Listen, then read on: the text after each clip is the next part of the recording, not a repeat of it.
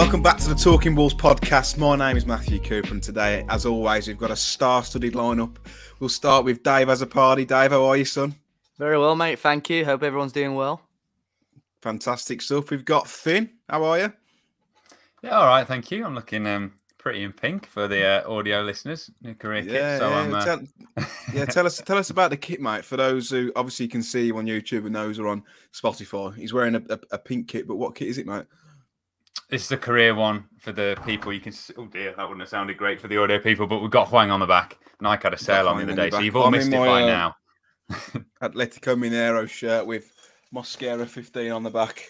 Fantastic for our collection favourite centre half, and we're joined by another wonderful guest this week. You've got Harry Mansell from the 77 Club. Harry, how you doing, mate? Very good. Thanks for having me on, lads. It's good to see you again, chaps. I can't believe we're sat here now, a week after the transfer deadline's passed, with 0 more players in than the last pod. Oh no, 1 more player in the last pod in Huang. Yeah, and still 0 points on the board. I simply can't believe it. But let's get straight into it. We're going to be talking about United game. We're going to be looking ahead to Watford, and we're also going to be talking a little bit of a deep dive into Wolves and those kind of pain points over the last 6 months that everyone's moaning about. We're going to assess them. We're going to assess things like ticket prices, the Graham Hughes stand, WV1, 50p processing to print your own ticket office, the works. We're going to go through it. We're going to try and be constructive and balanced. That's why we haven't got Tom Parker on this week, because he just slated. So I'm only messing Tom. But before we get into all that, let's talk about United, Dave. 1-0 loss. It's exactly the same kind of story as the previous 2 Premier League games, wasn't it? Yeah, you could literally, it was a carbon copy. You could talk about the game against Leicester and more or less everything would apply for the game against United as well, frustratingly. But it's promising signs in it. It's promising signs that we're, against arguably, you could, now they've added Ronaldo to it, say they're one of the favourites of the title. And I think even United fans that I know that were watching the game felt they were lucky to come out of it with all 3 points. Obviously, the big talking point was their goal. Should have been a foul. When I was in the stands, I think I said it on the review, I couldn't tell. It just looked like a 50-50, which Neves come on the wrong, come at the wrong end of. And then a lot of people I know slating Jose Sarr as well, which I didn't really think much of. And then when you watch the replay, it's like, he should have stopped it really. But yeah, promising signs. The fact that, we're dominating the ball, looking good. The amount of chances we had, the Sace one as well. Can't believe he didn't put that in the back of the net. But to come out of the first 3 games of the season, not picking up a single point and not scoring a single goal, and still be fairly positive with what's going on the pitch is hopefully a good sign. Finn, have you got that same outlook, or are you doom and gloom like some of our fans who think we're going to go down?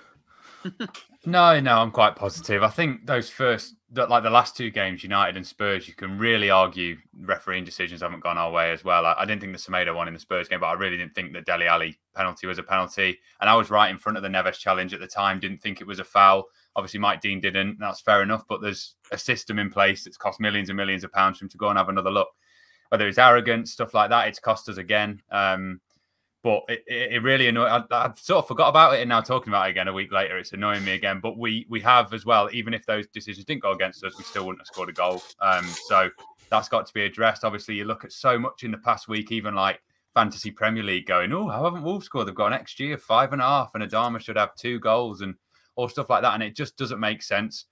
The more it goes on like this, the more you can't go, oh, we're unlucky, aren't we? Like if it happens again, and it's like creating so many chances, when does it become bad luck and when does it become poor finishing, majority of shots outside the box, etc., etc.? So you've got to get a bigger sample, I think, before we can fully judge. But from what I've seen, I'm quite positive. Yeah, I've got a mate who works at, I think it's at the Anfield Wrap, and he messaged me, and he said, I'm just doing like the total shots graphics for the Premier League. And he went, Wolves had 57 shots in 3 games. Yeah. And he went, yeah. He went, how have you not scored? And I went, mate, it's $1 million question. They're not like we've had pop shots from like miles out. We've had 3 or 4 golden chances over the past 3 games. But Harry, looking at the Neves foul incident. Do you think it's a foul? Do you think it's a red? Some people say it's a red. Some people say it's not a foul. Yeah, I think it was a foul. And I heard a story today because obviously the VAR, they said they want to let play continue a lot more. So I think Mike Dean's done that. And I heard a story of Ben Foster was on a podcast. I can't remember which one. And he told a story about when Mike Dean was reffing one of his games when they played Huddersfield. And Mike Dean let a challenge go similar to that Neves one, which was like 50-50, could have been given as a foul. They went and scored from the next phase of play. And he ran back past cleverly and said, that's an assist for Mike Dean there. And that, for me, just shows how arrogant the bloke is. When they announced Mike Dean was going to be referee before this game, all Wolves fans just moaned and groaned because they knew at some point he was going to be centre of attention. And it happened again, didn't it? And I know we should have scored, but that was the key moment in the game. And it just felt bizarre that he didn't give the foul because everyone could see it was a foul and he didn't give it and he should have gone and checked the screen. And it does feel like, especially after seeing the stats of Man United being top of the in favour of VAR thing, just bottom with about 6, I think it is. It does feel like if it was the other way round, he'd have gone and had a look. Wasn't it Atwell as well on VAR? He hates Wolves and all, didn't he? Yeah. So very frustrating. It's I mean, I personally think it's a foul. Whether it's a clear and obvious error, I don't know. He's there. He's in front of him. He's chose not to give it. I think Neves has been way too naive and honest by hobbling and then going down. He should have just took the dive.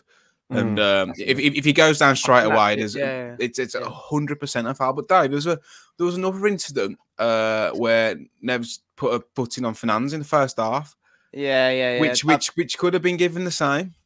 Yeah, a lot of United fans brought that up with the same thing, and if a referee saw it, he could have easily maybe got given a red card. I think it would have been harsh, but similar sort of incident, and that's what United used, to combat it. Really, that was their argument. But it's one of those. If the same thing happened next week against Watford, would the referee look at VAR because it's Watford and Wolves? Probably. It's again like Harry says, this Manchester United bias, possibly. That's maybe why it's gone against Wolves, but at the same time, the shot shouldn't have gone in anyway. It's disappointing. And how good was Adama, chaps? I like he's a cheat code, and he's just ridiculous.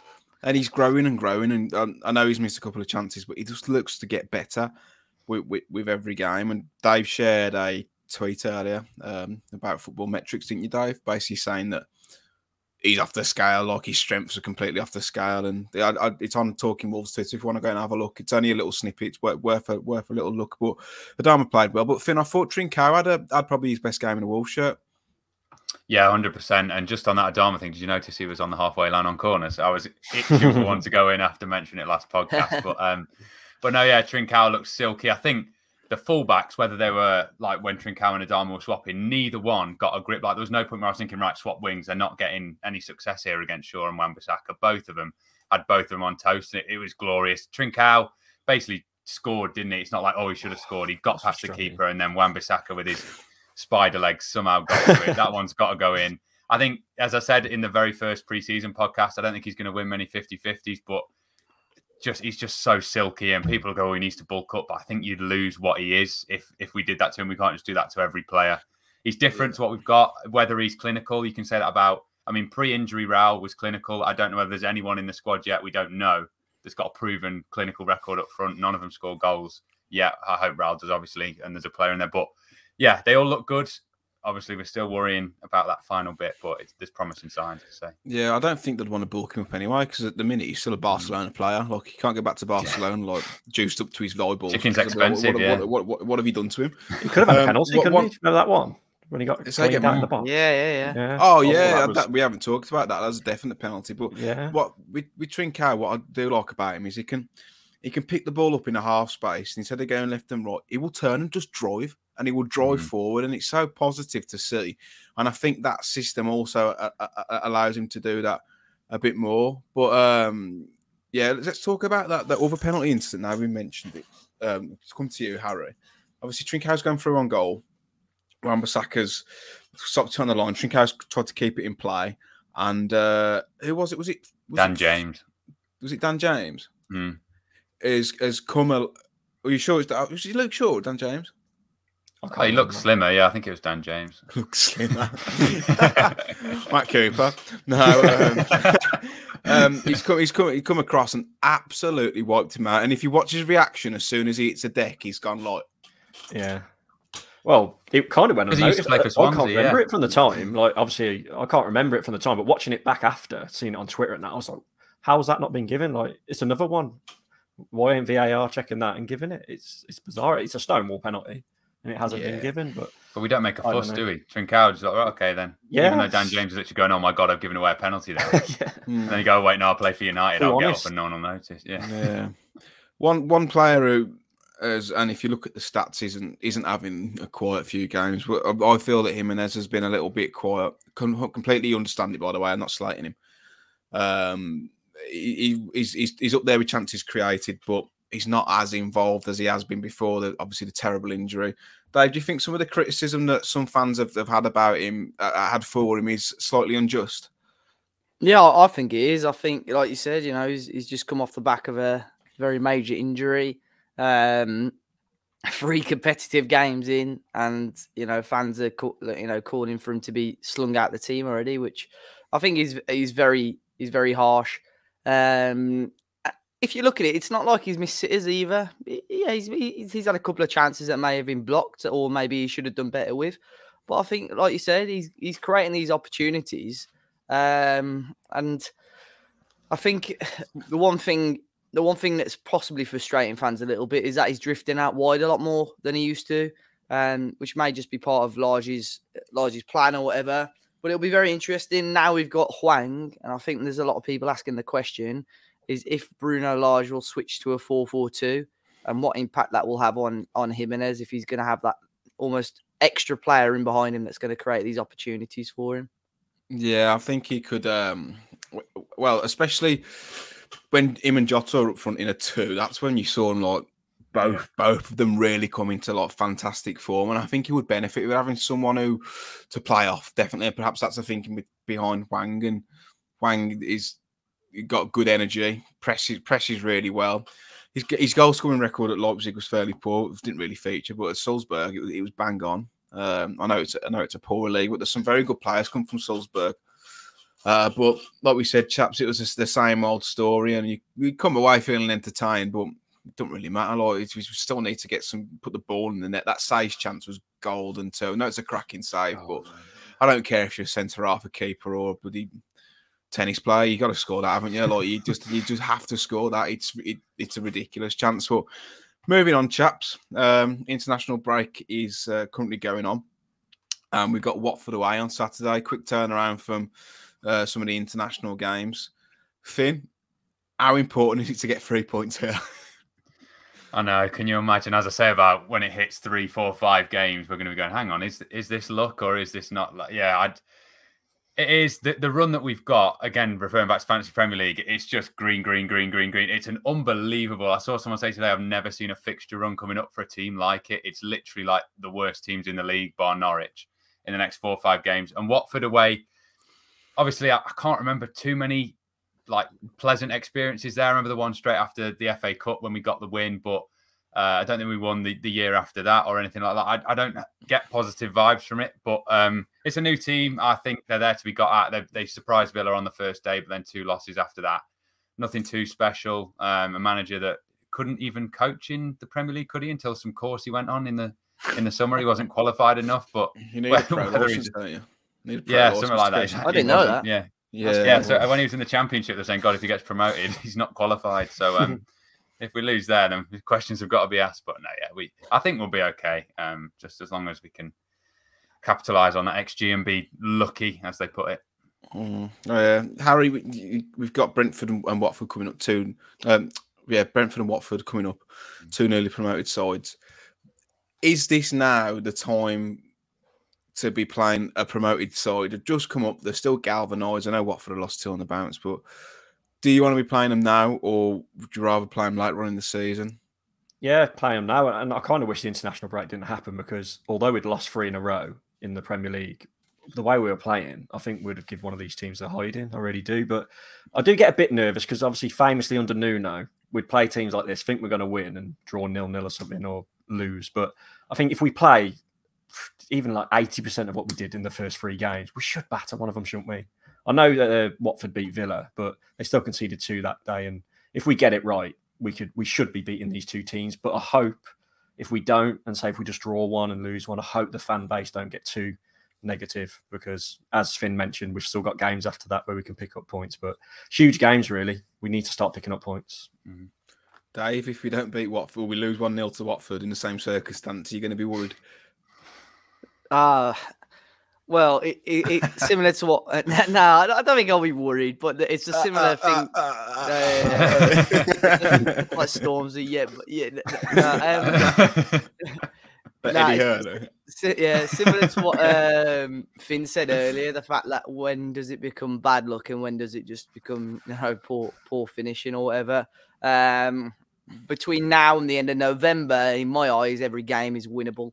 And if we play like we've been playing and we start getting the results by the end of November, going into a tricky December, we've got every right to be top 7, top 8. So we just got to, I'm not expecting us to go and win every single game because that'd be absolutely ridiculous. But we've got to be, putting these teams to the sword. Like you said, Watford come off the back of a couple of disappointing games, and Brentford as well. To be fair, my head's a blur. I know they beat Arsenal opening day. I don't know how they've gotten since then. But they drew with Villa, didn't Villa. they? They drew with Brentford 0-0, and they beat Forest Green 3-1, which is a massive result. Yeah. So I think it's a good time to play them. We're off the back of an international break, although Bruno's not really had time to work with many of the players because a lot of them are away. Can Raul play Saturday? Sorry to butt in. They're still in conversation, aren't they, with FIFA? That's ridiculous. Yeah. Absolutely ridiculous.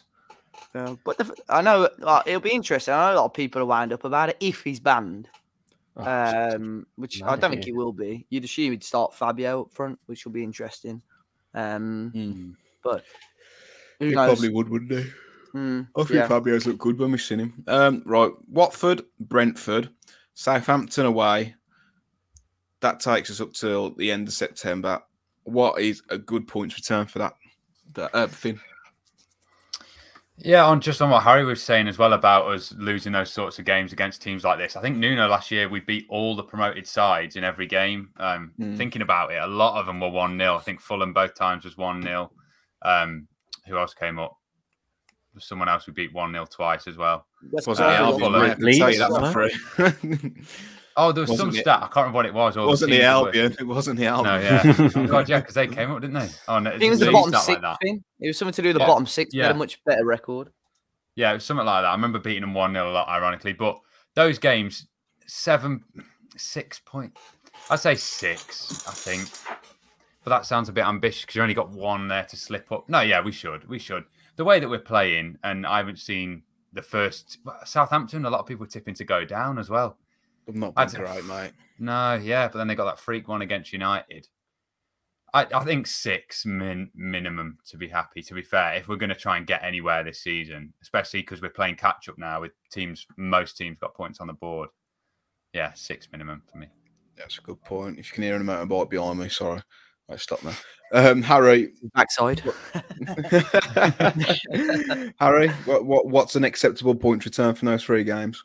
I think 7 points, but I might be being harsh with that. And it's just a shame we didn't get 1 or 2 draws like these first 3, which we deserved, so there weren't so much pressure. But yeah, 7 points for me. It's got to be. David? I'd be very disappointed if we don't get at least 6. So yeah, 6, 7, 9 would be fantastic, but it'd be disappointed if we don't get at least 2 wins out of the 3. I think we can get 9. I genuinely do think we can get 9 points. I don't see why not. If we've got a little bit of luck and we start converting chances a bit better, I have absolutely no doubt that we're going to beat these teams. But if we don't get, what happens? What happens if we lose to Watford and we get a 0-0 draw with Brentford? What happens then? Like. Ben Fosun early kick off on a Saturday, so yeah, it's 12:30, isn't it? Yeah, and just hopefully we've got enough midfielders to field as well if someone gets injured against Watford or something. I'm sure we'll get onto that. Let's not talk about that. Moving on, chaps. Now this is where we get to the kind of deep dive into Wolves over the past I think the points we've raised are from around about the past 6 months, and we're just gonna we've got 12 points, which is quite a lot really, because it's only been what 6 or so months since we put this list together. We're going to go through the points and just discuss them. We're not. I think it's important that we're not here just trying to slate the club and to say you've done this bad. We're addressing it because fans aren't happy with it. So let's have a look at the first point, which was an increase in season ticket prices for new customers. Dave, most expensive season ticket in the house if you're a new customer is at £830, and that's adult concessions. Cheapest for concessions is £85 to caveat that in the family enclosure. No family enclosure. No, in the it's actually across the board. What are your thoughts on that, Dave? I know a lot of fans are saying that's ridiculous, paying £830 for a product that last season was one of the worst in the league. It's strange because what are the prices? Ignore the Billy Wright, that central part. What have you got the prices to hand? What maybe behind the goals are, or Steve Bullupper, for argument's sake? Steve Bullupper is probably a better argument. Our cheapest ticket was the 4th most expensive, wasn't it, in the league? Like, of all the cheapest tickets, I'm pretty sure. Steve Bullupper for adults is £729. See, that's still very expensive for an absolutely crap stand. That is absolutely crap stand. They're big hikes. They are big hikes. And they would be acceptable if the team was backed in the summer. I think everyone would have been happy with that. I mean, I said it, I don't know if it was last podcast or podcast before. I was very, very pleasantly surprised by our renewal prices for the current season ticket holders. I thought they were more than reasonable. But for those new ones, it is a real shock. So it'll be interesting to see if they start charging us lot that much next season. That's my concern, yeah. Yeah, because that's when I think shit will hit the fan regarding that. But it's very. The thing is, though, we said it before. It's supply and demand. They've got so many people on the waiting list.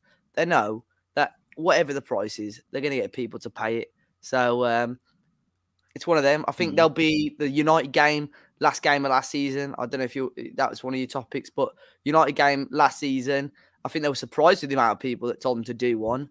But at the same time, they knew there was such a big list of people, they'd sell out regardless. So, unfortunately, that's the way it's going to be. And Hwanki Chan now coming in.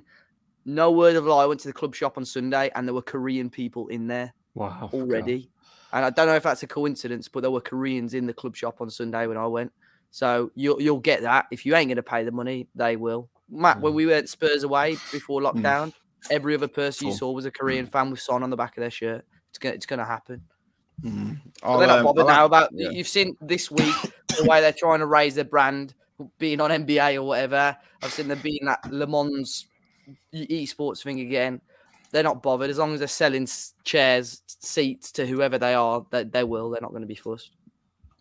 Harry, what are your thoughts on those prices for new customers, and if they were to go up to that much next season for us, we sit in the North Bank, how would you feel about it? Would you renew?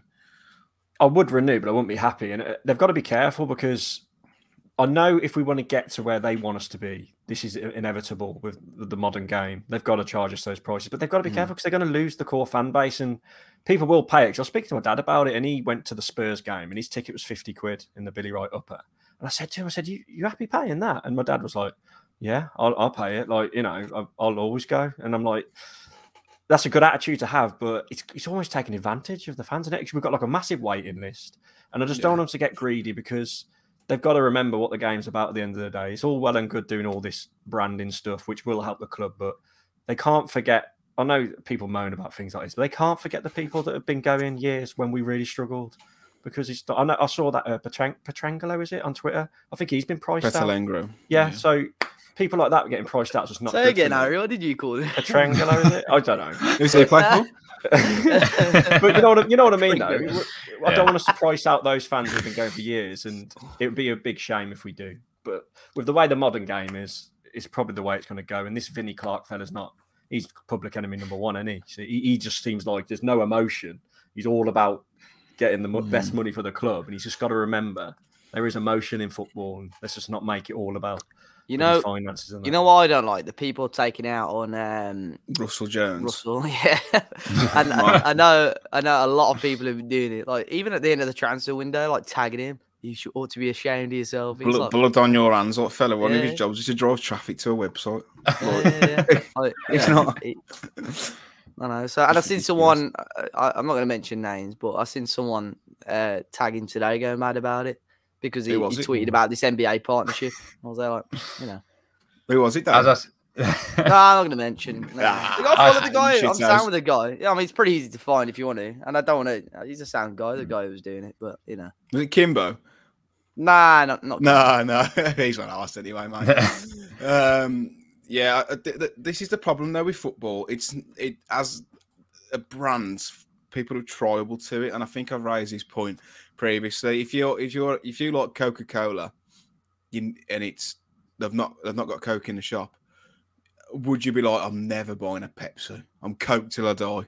Cut me in half and I bleed red and white. Respect Pepsi Live, man.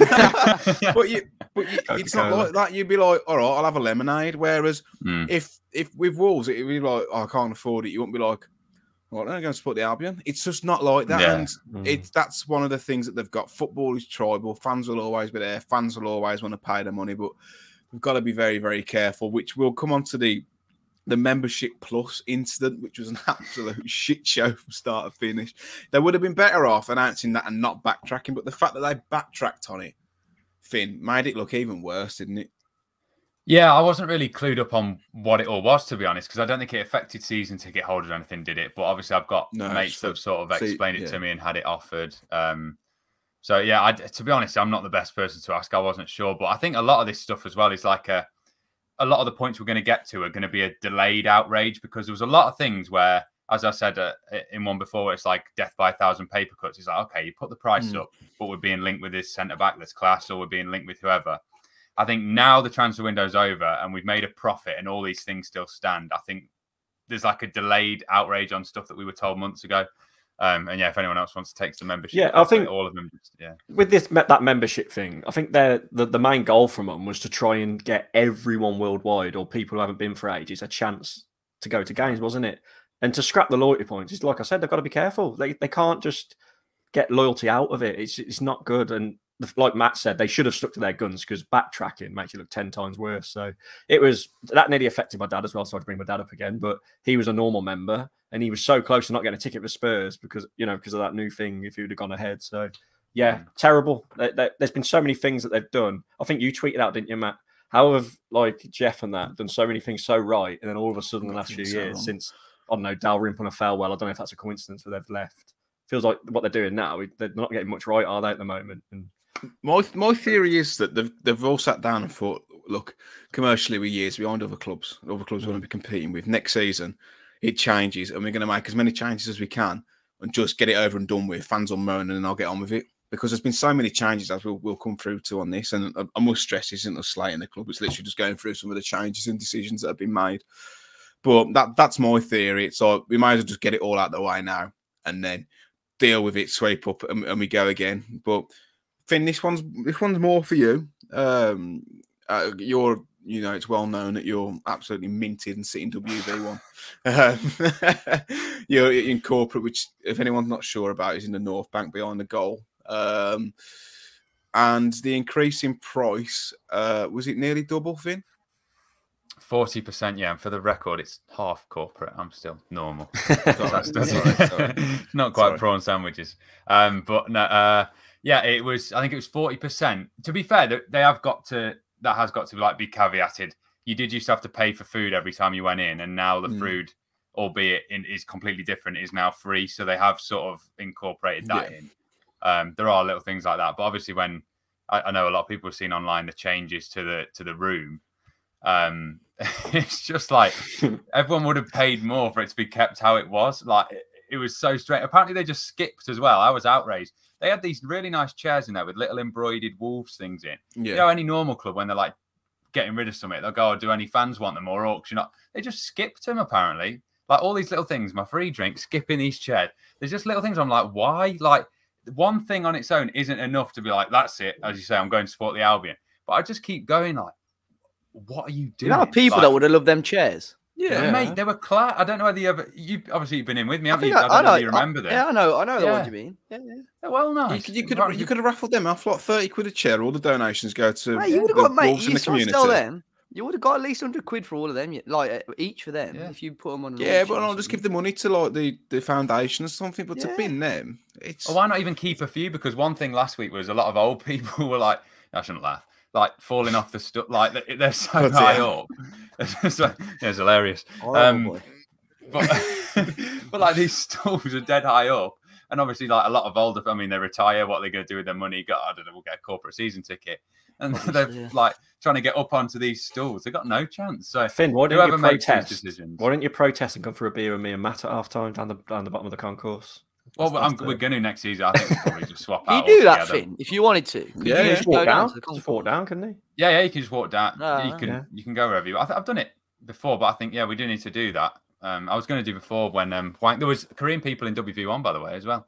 Already, but it was really weird. Like it's bad because I started filming them for my vlog because I thought, right, they're going to go mental. They didn't even watch. Everyone was up clapping him when he walked on the pitch, and them two weren't even looking. So maybe they weren't there for. Shouldn't judge a book by its cover, but no, it's just decisions where you could stomach them one by one, but like it's just as you say, it's just like how can you get everything so wrong and not consult people?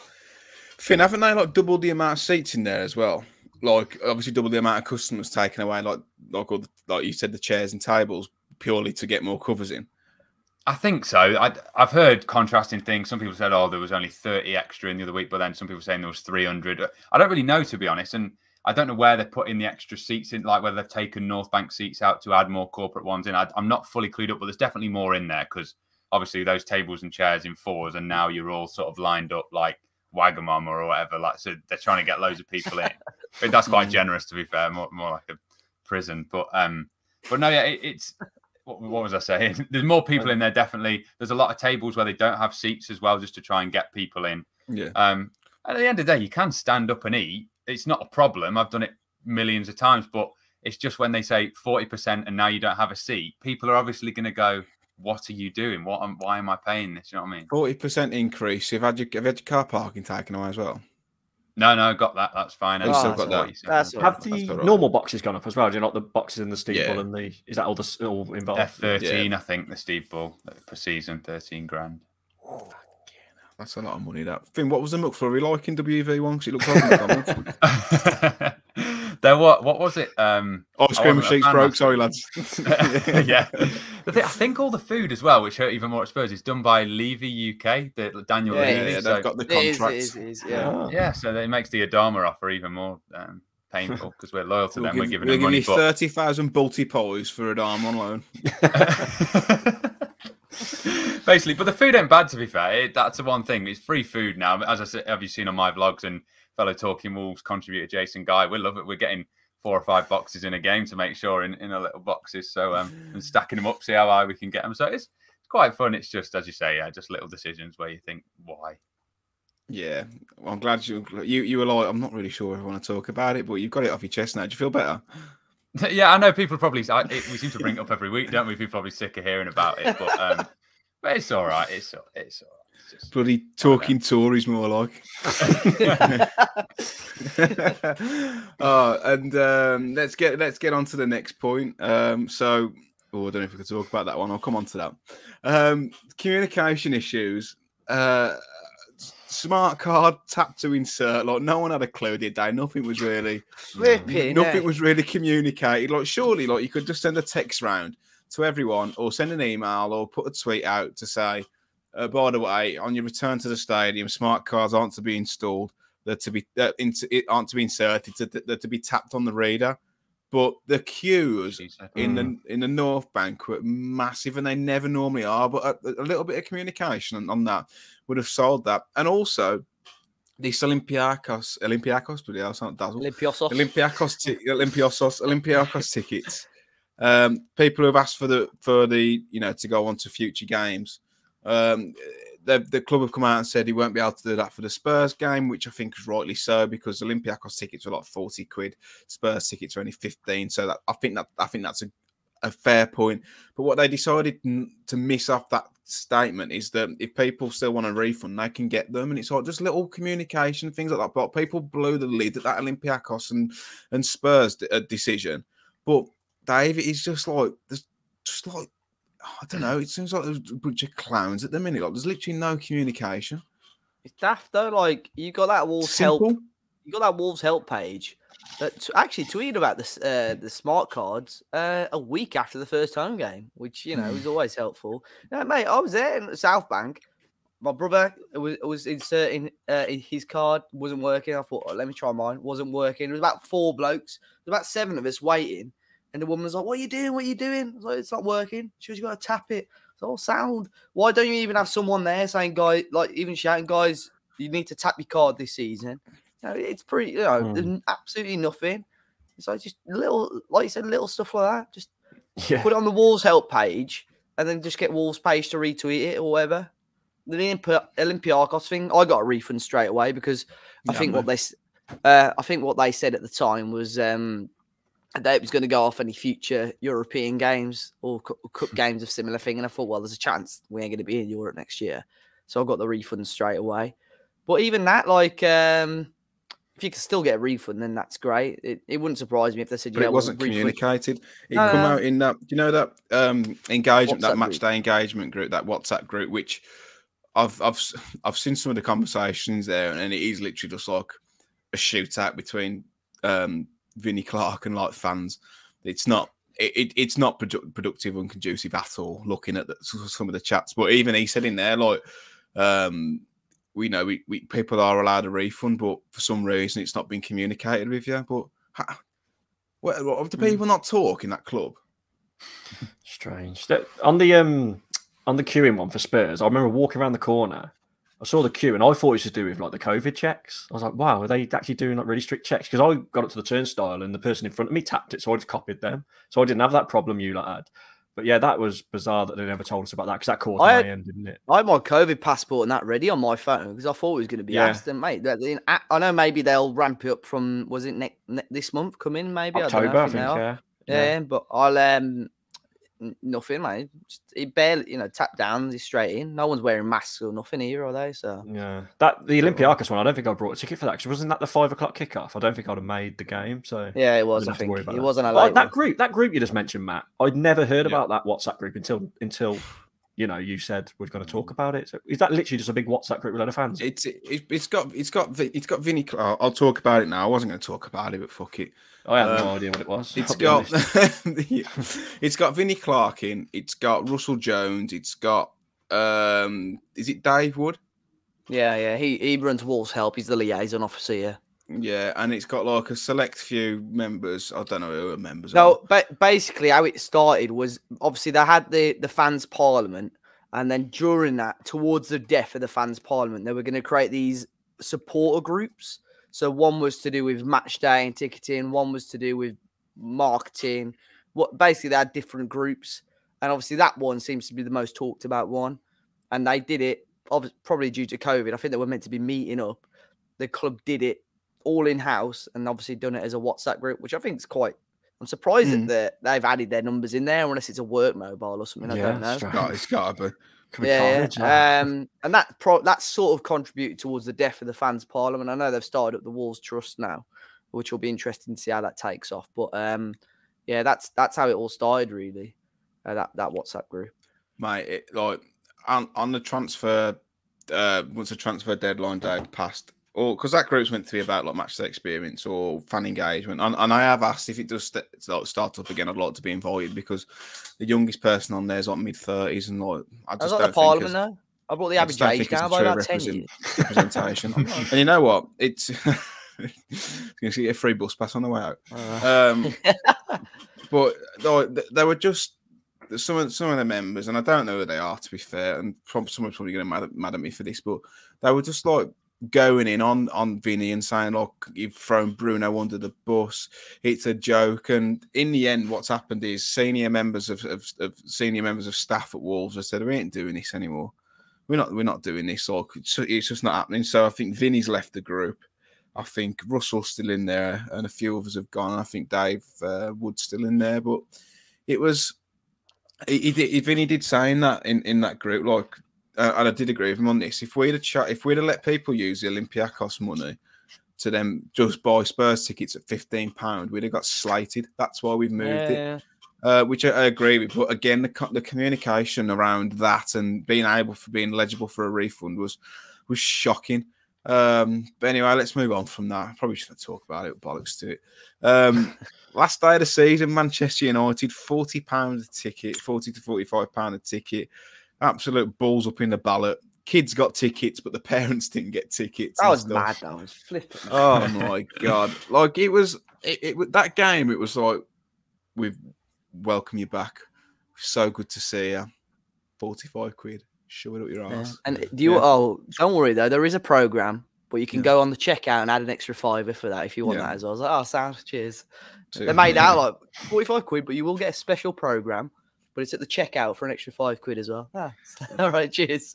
It's not as extreme as obviously a father and a son and that, but obviously I sit next to the lads off the 77 Club, and we all entered the ballot together, and we were 1, 2, 3, and 4 in the priority list. I was 4, 3, 2, and it is mad, isn't it? If you got like your kids sat. I do wonder. What did you put as your transport, Harry? I got a feeling transport. We all put car. We all put car. Transport. I put walk because I can't walk to the ground.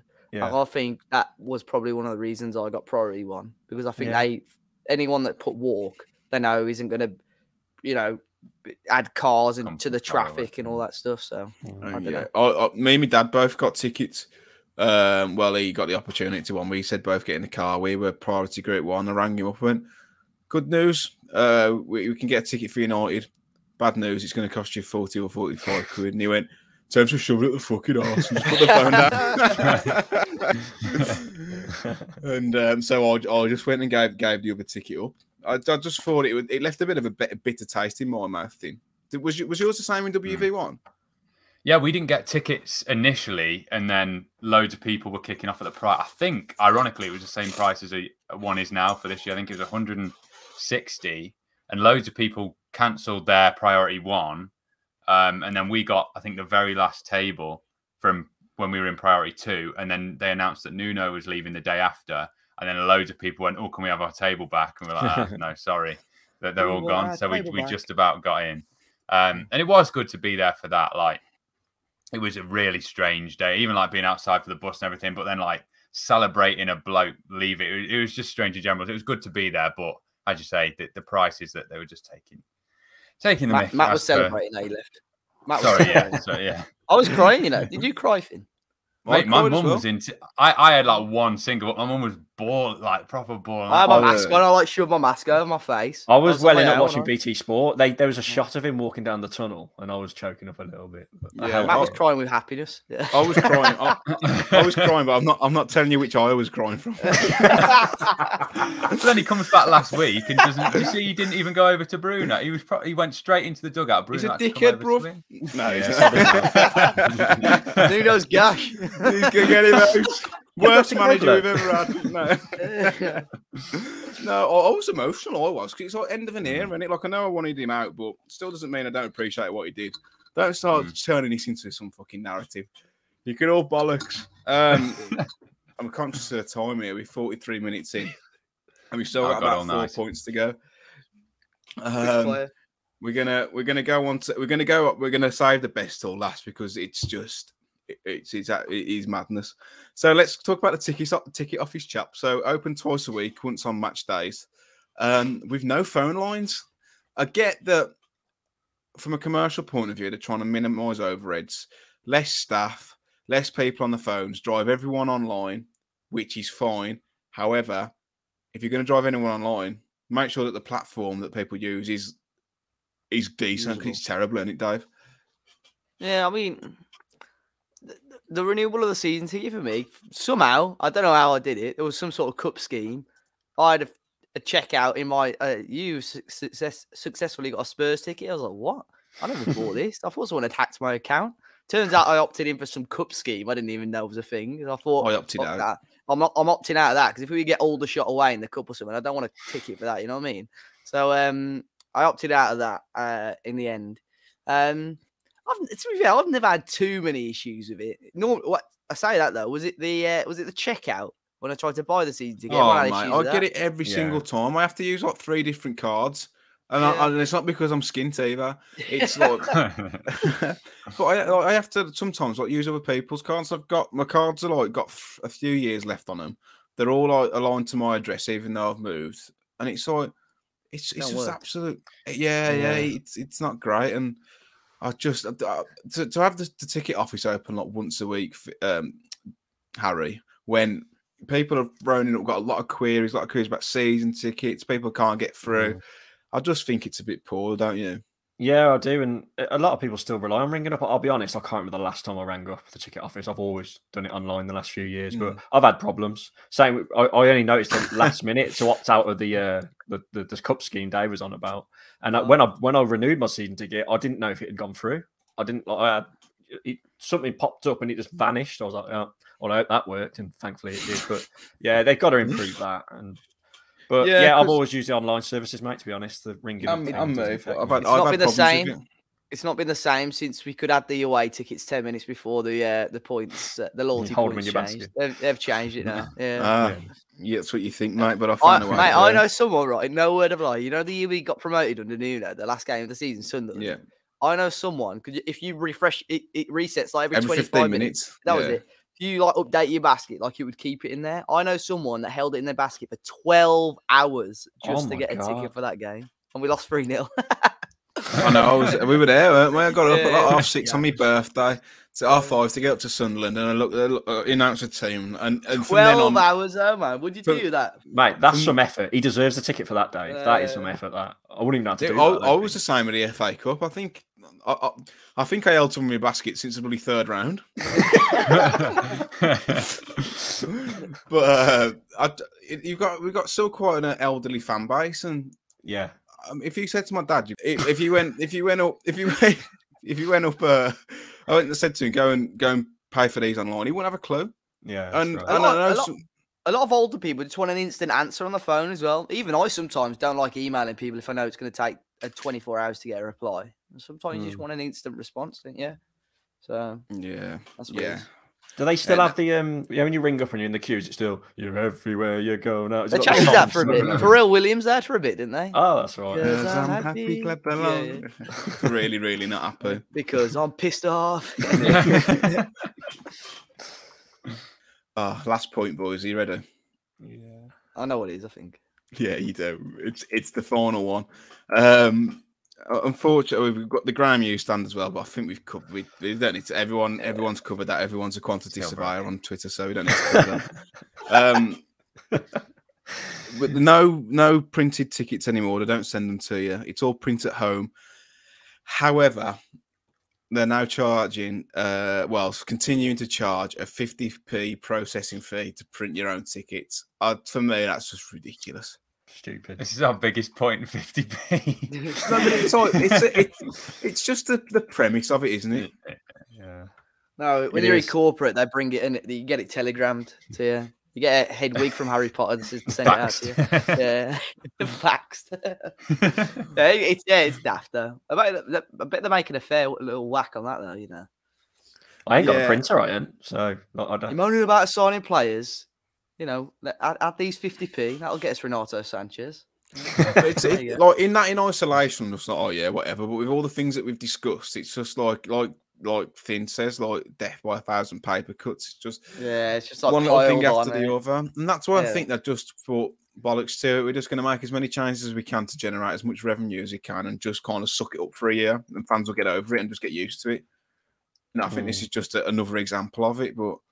I haven't got a printer here. I don't know what I'm going to do if I have to your local library, like the old times. I'll have to print it off at work. I'll have to take it at my wages. But, that'll be another £1. It cost me 150 to print off tickets, but now it just doesn't sit right with me. I don't believe that there's a printing error either. I just think it's just a way to cut overheads, maximise revenue. But that's all the points rounded up. I just think it needed talking about. It just needed addressing and having a look through. I know it's been fairly negative. They have done some good stuff too. I think that the season ticket renewal prices for existing season ticket holders was more than good enough. Even I know we had the reduction on well, some people did, some people opted for the refund, but even then I thought that was I think that was more than good enough. But that's all the negativities out of the way. Hopefully onto bigger, better things. I'll spend a shit ton in January and we'll all be Fosun in. Right then, chaps, it's question times. We've got a few questions on Twitter. Just gonna have a look through some of them now. So Andy the Wolf, Andy Willis, has tweeted us saying, despite what the club have said, Wolves had no transfer restrictions with UEFA. I don't think the club come out and said they did anyway. But does this mean Fosun are no longer going to net invest in the club, in the stadium? What's their end goal? Has the vision gone? Dave? No, I think it's been pretty well documented by people that are fairly in the know that the club want to be self-sufficient now. In the fact that I think Fosun they've pumped in a lot of money to get Wolves where they need to be. And they're probably in a position, especially, I know they made a bit of money, didn't they, off the global pandemic, but it's at a point now where I think Wolves can be, self-sustainable is probably the right way, actually. Yes, we made a little bit of money this window. I'm hoping that January is going to be a better window, but at the same time, I don't think we can just rely on the funds coming from the club. I think we still do need that little bit of backing from the owner if we want to get to the heights that they first suggested. You have to take a risk. You have to pump more money in, and we can't just rely on sell to buy, basically. Which I think if we did sell someone like Neves or Adama and still had the window that we did, we'd probably be seeing the bed sheets outside Molineux. But it is what it is. It'll be interesting. I don't think you can say anything about the vision, because I know there've been poor windows the last three years, but it's not like we've not signed anyone. They've spent money. Players like Catrone and Vallejo, look, at the start of the window, and when we signed them, I thought, fucking hell, they're both class signings. Turned out to be donuts, both of them. But it is what it is, isn't it? So I don't think the long-term plan or vision has gone. But I think I know we've not really spoke about transfer much today already, to be fair, but I think everyone's sick and tired of it. I think we know it should have been a lot better. I think the worst thing that could have done is the Renato Sanchez news actually breaking, because we got so up for that, and then when it fell flat on its face, it was literally went into mourning for a couple of hours. The reasoning behind it, I don't normally listen to other Wolves podcasts. The Express and Star podcast I listen to, I've read a lot of articles about it, and the actual reasons for the move breaking down makes sense. And I know a lot of people are wanting the club to come out and explain the actions over it. If they were brave enough to do that and sort of explain that deal, I think it'd be a bit more understandable, but they still would have got stick regardless. So. The thing is, they were willing to spend money, because didn't they bid 25 million for that Botman? Yeah. Everyone keeps going about the FFP. Also said they didn't want a centre half. So we obviously did. Yeah. So, but the FFP thing was the big narrative, wasn't it? And it's like, well, they can't spend, but they clearly can, because they did actually offer money. So it was a bad end, wasn't it, to the window? I think they left it too late, really, and the targets that they wanted, unfortunately, the rumours had it that Chileta Char rejected the club on deadline day because his missus had just had a baby.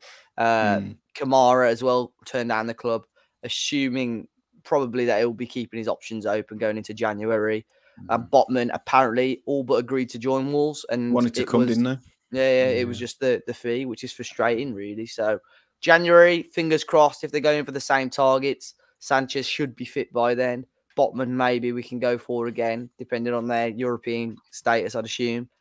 Fingers crossed it'll be a much more successful window. On the future bit, that Johnny Phillips article come out, didn't it? And that was it. Yeah. I think what they're saying now, I know, because Jeff Shee famously come out with a Man City quote, didn't he? So a lot of fans always think about that, but it feels like they're like making their timeline longer and longer now, doesn't it, for the future? He spoke about that. Jeff Shee basically said he regretted it, and he said a lot of stupid things when he first took over the club. So I think that's Johnny Phillips brought that up. I think it was in the last Ask Wolves. Probably why he don't speak so much, isn't it? Now, obviously, it took him ages to the Ask series, which is because everything he says is he's got like Man City Tourette's. We're going to win the league. Sorry, no, but there has been a shift, hasn't there? There's been a massive shift in that sort of. He's realised. I think it was the first promotion season, like the first season, the yellow kit was when he said it. And now we hear him saying more Red Bull model did it. And the general thing is you see every season, it's normally if you put the highest wage payment budgets in the league, bar that Leicester season, it normally follows suit. So I think he's realised, right, we'd have to put serious money in. And if that tactic is we need money from everywhere, the Red Bull, esports, you know what I mean, everything like that, maybe that's the way we're going to go. And as you say, that's going to lengthen out a long, long way than just that's why throwing the money I think fans are frustrated that it's not happening here and now. And it is a long-term thing. And I know it's frustrating for fans. And hopefully we're not still saying that in 3 or 4 years' time. But, you know, there's a lot of players that we've signed that are still very, very young players. It will come to a point in the next year or two that we will sell a big player that we don't want to sell, but it'll almost set us up for the coming years again. So fingers crossed. Until 3 years' time, we're thinking about putting a Jeff Shee statue outside the ground or something like that. Hopefully. Yeah. Don't think that'll be happening, chaps, at all. Next question. Some actually some decent questions in here. I'll save the. You sound surprised. Usually it's like, who are we signing? We don't know. Some about mixed grills. We'll leave them. Given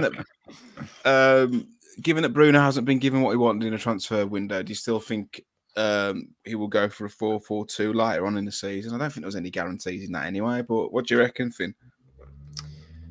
No, yeah, I had a thought the other day that doing the 5-2-3 or whatever you want to call it, 3-4-3 or the 4-4-2 with the players we've got. I was doing some mad Football Manager stuff in my head, but I think there's a way you can transition between the two.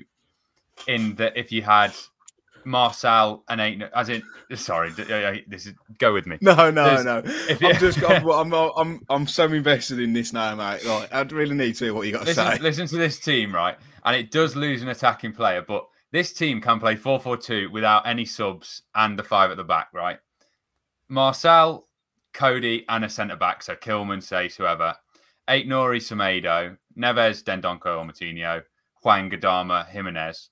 That's the 5. Or if you played it 4-4-2, you got Marcel, Cody, and a centre back, Semedo. You got Aït-Nouri on the left, Adama on the right, 2 centre mids and 2 strikers. So there's a way where if you've got a left wing back that can play left mid, Aït-Nouri, and a left centre back that can play left back. I need a diagram. Yeah, okay. I don't like the sound of Cody. Hwang, you lost me when you said Connor Cody at the start. Yeah. 2 centre backs then, whatever. But there's a way where we can be flexible, I think. And we saw in pre-season people were arguing, we're playing 5 at the back, no, we're playing 4. There's a way where you can sort of shift within the game, and I think that's how it's going to go. But I don't think there's a problem with the 5. And as I said all last season, it doesn't have to be defensive, and we've proved that this season. I like it a lot. Yeah, for now it's working. I really wanted him to switch to a 4 because he tried it in pre-season, like you mentioned. But after seeing the way we've played with a 5, honestly, now if we can play like that with a 5, I don't mind him not switching. You wait until he gets that formation out. By the way, I'm going to look like a genius. I don't think he will, man. No, hopefully he just pushes Cody into like holding midfield or maybe a little bit further forward. Second striker. See that bicycle kick the other day? Oh yeah, he scored that flipping. I'd have ran down to London and ran on the pitch for the score with that. If you're bad. Dave, will Adama sign the ting? We've had one of Piri Piri Pie that says predictions on what kind of contract we will need to sign Traore. You're looking at 100 grand a week, aren't you? 50 million. Yeah, I think he'll sign it. You see that thing he shared on his story? Yeah, tin hats out. Someone put I think it was Wanderers Weekly posted a picture of a contract and soon with a picture of Adama, and he added it to his story. He probably hasn't got a clue what it means. Yeah, he'd have a little Spurs badge on the top of the paper. Yeah. It was actually a picture of him and Nuno. I think he'll sign it. But yeah, you're right. It's gonna. What did the Sun say? Was it 125? I think. No chance. 125 grand a week with add-ons like appearance fees, bonuses, goal bonus.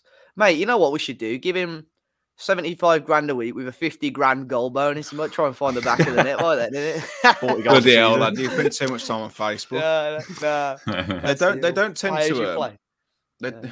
If I hear one more pay as you play show, you should get that Daniel Sturridge on a pay as you play. Not only is that illegal. Yeah. Jack Wilshere. Yeah. That Jack Wheelchair.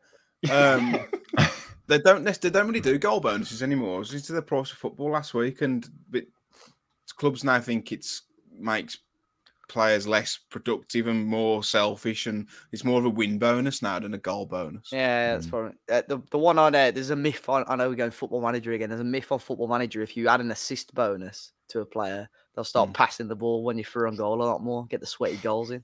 There you go. Yeah, because like more strikers go through, and then like the one-on-one, you know what's going to happen. It's just going to straight into the keeper's hands. But I'm following Dave's tactics. You need to watch the Barry Fry documentary when he does negotiations. Yeah, it's class. He's like survival bonus and all that, trying to add clauses. He goes, survival bonus, love that one. I've not heard that one before. Yeah. That one striker he signed got about 4 goals, didn't he? After in real life? What was his name? He had a proper. He was English. He had a proper foreign sounding name. Yeah. And he had his little. Dave has a party. Yeah. Oh, right. We've got a couple of questions. This one isn't even. Dave, can you get Matt to introduce you to his hairdresser? Me to get to your hairdresser? I think so. Yeah, I mean, it's a barber anyway. I don't go to. I think Dave's Dave, can you get Matt to introduce? Oh, no, sorry. Can you get Matt to introduce you to his hairdresser? So me to have my hair cut by your person? You want to the hairband? Fucking leave it. It don't matter. But wait, I know my trim is a bit. Leave it. I want to go skinhead, but no one will let me. So sure, mate. You do. You know you're worth, girl. Do it if you want to do it. Last question because. Yeah, we're like an hour into it, and it always gets to like 45 minutes, and we always start to get a little bit silly. I start getting out tactics. Sorry. Yeah, so if you play this 4-4-2, think about it. You've got 3 left wingers, 1 central midfielder, 6 goalkeepers. I said Adama would stand on the halfway line. Bruno would play a Gegen press vertical tiki taka possession based control system. 2 registras, 4 DLPs, 6 inverted wing backs. Chicken Mazzalas. Yeah. the Christmas tree off Mike Bassett. You should play. Yeah. Oh, love a Christmas tree. Final question, chaps, from Liam Bagnall. What's everyone's favourite takeaway and why? Thin? You don't really eat much, do you? You're proper fussy, aren't you? Oh, no, I'm good with takeaways, though. That's probably, that's my bread and butter, really. That's McDonald's for Finn. Bread and butter is a takeaway? Yeah. Favourite takeaway, bread and butter. Oh, you a duck? So it's McDonald's at the moment because of Monopoly.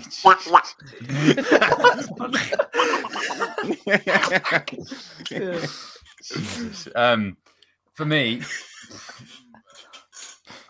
It's McDonald's at the moment because of Monopoly. I'm winning all sorts at the moment. If anyone's got a Park Lane, let me know. I'll throw mine in the bin. I'll never check them. Do you know? Oh, mate, give me the code. code. You got to even type in the codes as well. I won 50% off a 1-day gym pass. Sound. Oh, wow. That'll go a long way. Yeah, type in the online ones, kids. But there's a Chinese near me that's unbelievable. So yeah, Finn. Sweet and sour pork Cantonese style with rice. That's me. My favourite takeaway. Does that not have salt and pepper chips or anything? Nah, just rice. Ooh, salt and pepper chips. No, Indians are naan, innit? I was going to say no naan. That's Indians. Yeah, Chinese. Having a naan from the Chinese. Married to your granddad, actually. Dave, what's... Ollie, I'm not fussy when it comes to takeaway. Mr. Sizzle. Yeah. So someone's, I think it was Lynn Bagwell actually spotted me outside the ground. I can't think of the name of it. I had masala chips outside the ground before. Masala chips, man. Yeah. But now Indian's probably the most popular in terms of what I have most often. But I don't mind a Chinese. Grill it for the Wolverhampton residents, and even Finn knows that, and obviously Matt's had one as well. Grill it is always a nice one. Unbelievable. Yeah, I'm easy. I'll eat anything. What do you when you go to the Indian, mate? What do you have? Well, Indian. There's Rogan Josh has been one that I've been having quite a lot recently. Yeah, Rogan Josh, don't mind. But the local one by me, I've not had it for a while. Is called a chicken tikka risala, and it's like got spinach and stuff in. It's really nice. Plays in midfield. Yeah, I was going to say Rezala, not Mezala. I'm not a white girl. Yeah. So Regista and Mazzala combo. It's a new role next year on FM. Yeah. I think you want it or more not. So they put me even. Orange chips, mixed grills, make the world go round. Yeah. Oh, fellas, it's been a pleasure again. Apologies that it's not been a negative podcast, but I feel like we needed to just address it. I don't think any other podcast has really gone through it and And Glad we haven't just spoke about transfers as well. I think a lot of people probably were expecting that, but we spoke about it a little bit. But everyone knows, everyone's sick of it now anyway. And for a club that have lost all their games, I think we've been all right. Quite positive. Yeah. I mean, on the pitch we're buzzing. We only scored a goal. Absolute thought. You know what? I should get Nuno back. Really, I think that's it. Doing all right, Spurs, haven't he? He wins 1-0, not loses 1-0. Yeah, exactly. Bruno Ball is shit. Oh, that's the wrap up, lads. Thanks for joining me again this week. Dave, where can people find you should they wish to follow you? Yeah, it's Dave as a party, DAVEAZZOPARDI, Twitter, Instagram. Yeah, you know the drill. LinkedIn now, which is obviously a favourite place of mine, as you guys know. Chatting to Jeff every day. Morning, Jeff. Have a good day. Right, Jeff. Yeah. Please come on, please. Where's the vaccine money, Jeff? Finn, where can people find you? Twitter, Instagram, YouTube, Finners, FINERRZ. If everyone could report Darcy's new porn fake account as well, that would be ideal. While you're there. What on earth? So I've been rumbled. check Darcy's story. If anyone wants to go on, please report it. It's still there after 3 days. It's quite worrying. What's this? Is someone set up a fake account? Your sister? Oh, it happens all the time. Yeah, but we've got rid of most of them. But there's a new one that's like a cockroach. You won't go this one despite all that's the some weird stuff, it, isn't it? Setting something up like yeah, that. loads of girls get them done, but yeah, they just set them up as if they're some sort of thing. So Harry, go and report that, please. Sorry, I said sorry. Why do you follow it, Harry? I do. Yeah. Following one, Harry Manson. No, it's following two, Harry Manson, the 77 Club. Talking the 77 Club, Harry, where can people find you should they wish? Yeah, at 77 Club Podcast on Twitter and the Wolf 77 Club everywhere else. And yourself? I'm Harry Mansell on YouTube, and you love this one, don't you, Matt? At Harry_Mansell on Twitter. Underscore. Underline. What is that? You always says underline. It's underlined to me. That's probably the school I went to. Yeah, probably because you're a piss can as well. Is this the last one before Brentford, Matt? Yeah. Oh, you put me on the spot now. Yeah, it is. Say the thing, Dave, before we go. Brentford. No, I don't know though, because they'll click it up, don't they? Didn't they win? No, they beat Arsenal after you said that. So yeah, exactly. I'm not going to say it. If we win, Brentford are gash, aren't they? Yeah, there you go. I'll say I'll happy with the flag. I'm M Cooper Writes on Twitter and Instagram. Writes is in written, and Matt Cooper Bites on YouTube. You can follow Talking Wolves at Talking Wolves, Twitter, YouTube, Facebook, Instagram. Is there any others? No, We're on LinkedIn as well. Oh, TikTok. Any social media platform is at Talking Wolves across the OnlyFans. Can a normal guy get as many likes as a girl? Dave, do the outro, please. Well, yeah, if you're listening, I need a long it's been a bit. Yeah, it's been a strange one. If you did enjoy the podcast today, if you're listening on Apple or Spotify, I think it's only Apple you can leave a review now. But if you're watching on YouTube as well, be sure to hit the like button, subscribe to the channel if you haven't already, and I'm sure we'll see you all next time.